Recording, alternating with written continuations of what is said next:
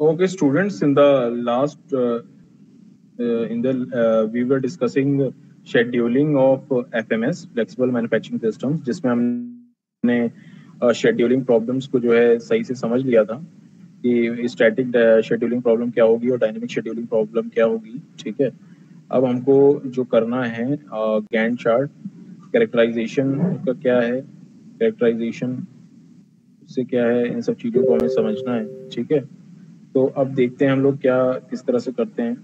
ठीक है, अब हमको करना है functions of scheduling, functions of scheduling,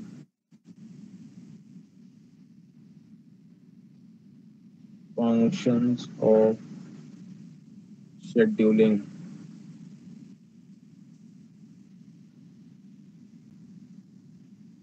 okay, functions of scheduling. सबसे पहला इंपॉर्टेंट फंक्शन क्या है शेड्यूलिंग का? डिजाइन, डिजाइन करना क्या, design and effective production scheduling system।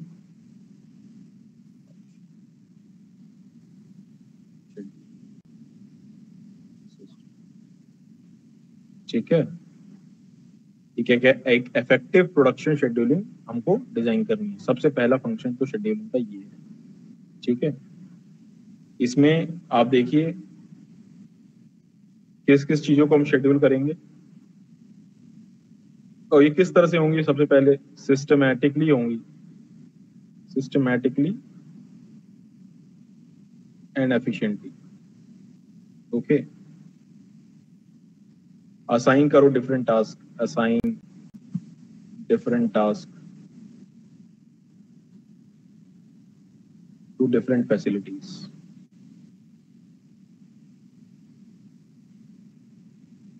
ठीक है, फिर और ये किस तरह से असाइन करो? By setting set of priorities,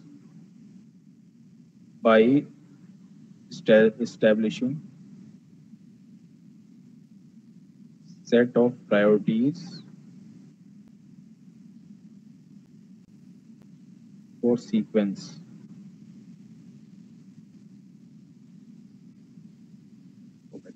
ठीक है,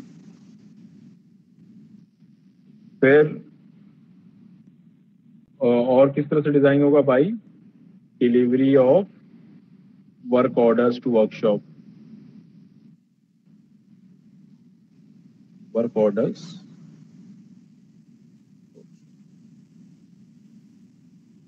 ओके, और उसके बाद अंत में आप जब डिलीवरी हो गई, आपने सिस्टम असाइन कर दिया, असाइन कर दिया डिफरेंट टास्क को, आपने डिलीवरी कर दी, फिर आप क्या करोगे? रिव्यू करो status of work, reviewing the status of work. Okay, और ये रिव्यू किस तरह करोगे? By monitoring the achievement and changing job priorities. ठीक है, ये तो आपका फंक्शंस ऑफ शेड्यूलिंग हो गया। फिर आप देखिए जो नेक्स्ट पार्ट है वो है क्या? Objective of FMS scheduling. Objective क्या है? Achieving high efficiency,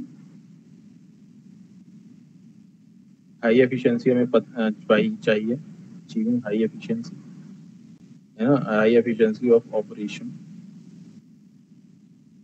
achieving high efficiency of operation by, किस तरह से अचीव होगी high efficiency? By use of machine and equipment. Okay, ठीक है, फिर किस तरह से ऑब्जेक्टिव क्या है दूसरा? Sustaining fewer inventions in process of raw materials, fewer कम, थोड़े बहुत कम inventions in process of raw materials. Okay, maintaining short flow time of products, maintaining short low time of products. Okay, तो ये आपके क्या हो गए, ऑब्जेक्टिव्स भी हो गए शेड्यूलिंग के। ठीक है, ऑब्जेक्टिव में क्या है, हाई एफिशिएंसी मिलना, इन्वेंशंस जो है आपके कुछ ही रहें, किसमें, रॉ मटेरियल कुछ ही रहें, और शॉर्ट फ्लो टाइम रहे, मतलब फ्लो टाइम जो प्रोडक्ट्स का हो यहाँ से वहां जाने के लिए वो कम से कम रहे। ठीक है, तो ये एफएमएस शेड्यूलिंग का ये ऑब्जेक्टिव्स हैं। फिर एलिमेंट्स क्या है शेड्यूलिंग,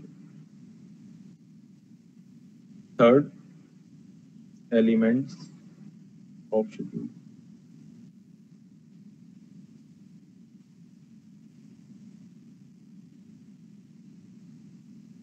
सबसे पहला जो एलिमेंट है वो क्या है करना है, determine time and order of operations. Time and order of operation, किस तरह से ऑपरेशन को टाइम एंड ऑर्डर डिटरमाइन करना, by scheduling use of resources. ठीक है, टू मीट प्रोडक्शन रिक्वायरमेंट। कौन कौन से एलिमेंट है शेड्यूलिंग के, एलिमेंट क्या क्या है शेड्यूलिंग के। सबसे पहला एलिमेंट जो है शेड्यूलिंग का वो है वर्क पैटर्न। ओके, दूसरा number variety of machine and operations, number and variety of machines and operations. Ratio of workers to machine operations, ratio of workers to machines slash operations. ठीक है, फिर work flow pattern क्या है, यहाँ से वहां work किस तरह से जाएगा, वर्क फ्लो पैटर्न यानी जो आपका जॉब है वो कौन सी मशीन पे किस किस तरह से जाएगा, वो आएगा आपका वर्क फ्लो पैटर्न में। ठीक है, फिर आपका है priority rules for assigning jobs. Priority rules क्या हैं, कौन सी जॉब कब असाइन होगी। ठीक है, ये आपके हम लोग पढ़ते थे इसमें, आपके जो टॉपिक हुआ करता था, ये टॉपिक हम पढ़ते थे उसमें ऑपरेशन रिसर्च में। ऑपरेशन रिसर्च में इस टॉपिक को हम लोग पढ़ते थे असाइनमेंट प्रॉब्लम्स के नाम से। असाइनमेंट प्रॉब्लम्स पढ़ते थे किसमें, इन ऑपरेशन रिसर्च, ऑपरेशन रिसर्च में, है ना, एक सब्जेक्ट हुआ करता था operation research and methodology. Okay, these are the elements of scheduling. Now we have to move on further. जो हमारे फंक्शंस ऑफ शेड्यूलिंग, इसमें नेक्स्ट टॉपिक आया शेड्यूलिंग के प्रायोरिटी रूल्स क्या हैं। शेड्यूलिंग प्रायोरिटी रूल्स, शेड्यूलिंग के प्रायोरिटी रूल्स क्या हैं ये समझें। सबसे पहला कि भैया प्रोसेस टाइम हमेशा छोटा से छोटा होना चाहिए। ठीक है, शॉर्ट प्रोसेस टाइम मतलब प्रोसेस टाइम वो होता है जो आपकी मशीन, जो मशीनिंग का जो भी ऑपरेशन आप करेंगे उसे आप लोग कहते हैं प्रोसेस टाइम। ठीक है, तो प्रोसेस टाइम हमेशा क्या होना चाहिए, ये कम से कम होना चाहिए। फिर मोस्ट वर्क रिमेनिंग, देखिए ये है आपका most work remaining. Okay, most work remaining में आप देखिए तो इसमें जो प्रोसेस ऑपरेशंस हैं,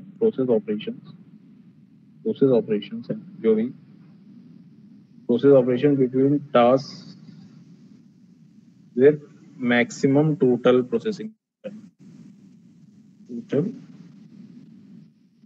टाइम, ये आपका क्या हो, कम से कम ये भी हो। ठीक है, फिर रैंडम सेलेक्टिंग रूल, कोई भी ऑपरेशन जो है आपको करना है वो रैंडमली आप सेलेक्ट करिए। ठीक है, रैंडम सेलेक्टिंग रूल ये कहता है, रैंडम सेलेक्शन रूल। ओके, ये कहता है कोई भी ऑपरेशन आप रैंडमली चूज कर लीजिए। फिर है आपका लॉन्ग प्रोसेसिंग टाइम, इसे आप कहेंगे LPT। ओके, इसे कहेंगे short processing. Long processing time ये है कि process operations with maximum processing time भी लास्ट में आप रखें।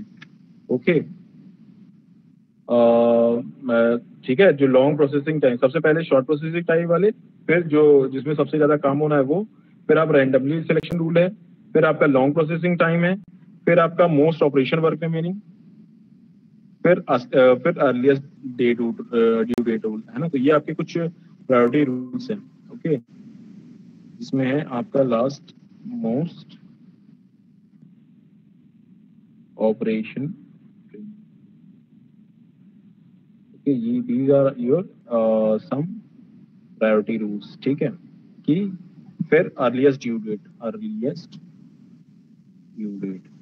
तो अगर आपको बहुत सारे सेट ऑफ ऑपरेशंस दिए हुए हैं, जैसे मान लो ऐसे करके 1 2 3 दिए हुए हैं, 1 2 3, या फिर कह लो M1 M2 M3 M3 M8 M7 M5 M9, तो ये सारे अगर हैं, तो इसमें से आप जो सबसे पहले चूज करेंगे वो करेंगे जिसमें सबसे कम प्रोसेसिंग टाइम लग रहा हो, शॉर्टेस्ट प्रोसेसिंग टाइम वाला, ठीक है। फिर आप वो चूज करेंगे जिसमें सबसे ज्यादा वर्क रिमेनिंग हो, करना हो, ठीक है, उसे आप चूज करो। फिर रैंडमली अगर कोई काम किया जा सकता है बिना किसी सीक्वेंस या सीरीज के ऑपरेशन, फिर वो आप काम करो। फिर आप काम चूज करो वो जिसमें सबसे ज्यादा प्रोसेसिंग टाइम लगे, वो आप चूज करो।